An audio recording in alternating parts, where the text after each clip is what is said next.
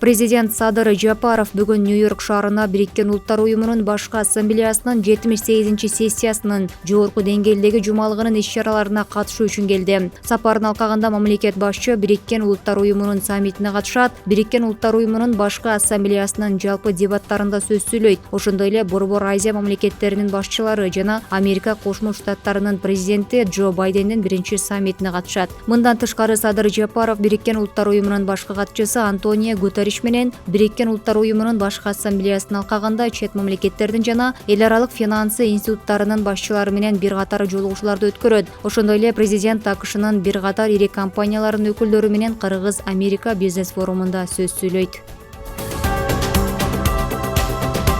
Министрлер кабинетинин төрагасы Акылбек Жапаров тынчтыкты куруу жаатында адамдарды жана уюмдарды бириктирген ынтымак жумалыгы аянтчасынын ачылышына катышты. Куттуктоо сөзүндө министрлер кабинетинин төрагасы ынтымак жумалыгынын ачылышы өзгөчө окуяга жана терең мааниге ээ деп белгиледи. Ал ошондой эле тынчтыкты куруу, коомдук биримдик, жаратылыш ресурстарын натыйжалуу пайдалануу маселелери министрлер кабинетинин ишмердүүлүгүнүн негизги багыттарынын бири экенин кошумчалады. Ынтымак жумалыгы мамлекеттик органдардын, жарандык коомдун, бизнес секторунун, билим берүү тармагынын жана жалпы эле жарандардын туруктуу өнүгүүсүнө жол ачкан багыт.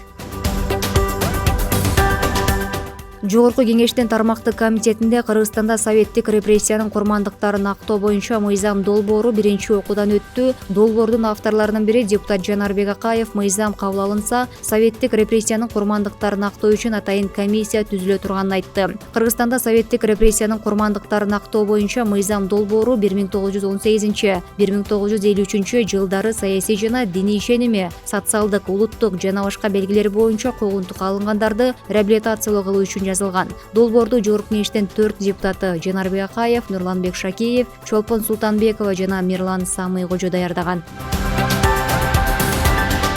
Кыргызстанда 11-15 сентябрь күндөрү баңгизатка каршы эл аралык канал перехват операциясы жүргүзүлүп, 68 килограммдан ашык баңгизат табылды. Бул тууралуу Ички иштер министрлигинен кабарлады. Аталган операцияга ички иштер коопсуздук органдарынын өкүлдөрү, чек-арачы жана бажычылар тартылган. Бардыгы болуп 2240 киши иштегени айтылды. Натыйжада 24 баңги кылмышы катталып, 26 адам кармалган. Анын ичинен издөөдө жүргөн 2 адам колго түшүп, 5 ок атуучу курал алынган. Мыйзамсыз жүгүртүүдөн 68 килограмм, 640 грамм баңги каражаттары жана психотроптук заттардын баардык түрлөрү алынган. Операция учурунда учкучсуз аппараттар, кызматтык издөө иттери пайдаланылган.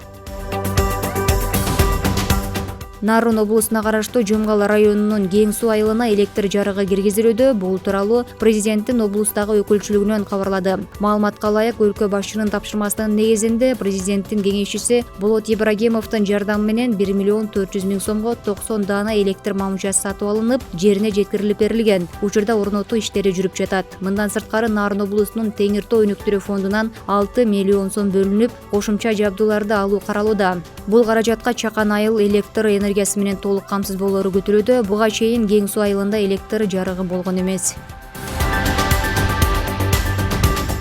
Кыргыз-казак чек арасындагы кыргыз тараптагы Ак Тилек жана казак тараптагы Кара суу өткөрмө бекеттеринде оор жүк ташуучу автомашиналардын топтолуусу дагы эле бар экенин чек ара кызматынан билдирди. Мекеменин маалыматына караганда, ушул тапта Ак Тилекте 115 унаа кезегин күтүп турат. Дагы ондогон унаа Кыргызстан тарапка өтүү үчүн Кара сууда турат. Унааларды өткөрүүдө эч кандай тоскоолдук жок экени 18 сентябрга караган түнү казак тарапка 284 машина өткөнү. Бул жакшы ылдамдык экени, тыгындын пайда болушуна сезондук жүк ташуу гана себеп болуп жатканы белгиленди.